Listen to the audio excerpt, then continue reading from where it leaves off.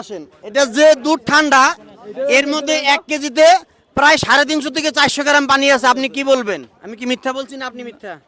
আমারটাই মিথ্যা তাহলে। আচ্ছা, আরেকটা চেক করি আমরা।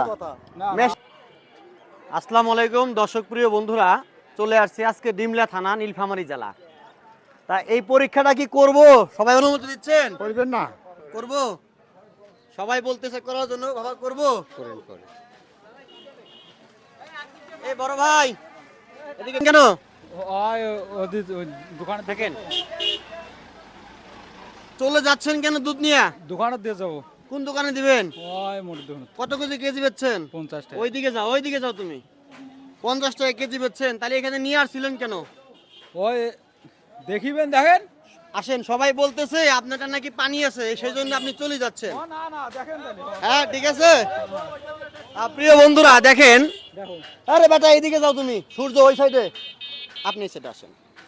মানে সবাই বলতেছে যে আমিও আসলাম, আপনিও চলে যাচ্ছেন। এখানে নাকি পানি আছে, না, আমার দেখেন, কথা না। দেখেন পানি থাকে না, আপনি কি চেক হয় করতে দেখেন। বললেন? দেখেন। আচ্ছা আচ্ছা ঠিক আছে, দেখেন। দেখি। হ্যাঁ, দেখেন। ভালো হলে আপনি পুরস্কার পাবেন। এটা তো ফ্রিজের।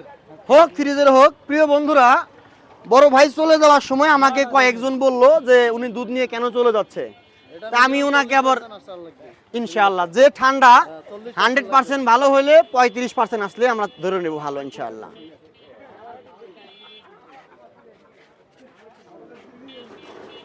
হ্যাঁ কাছে নিয়ে আসো।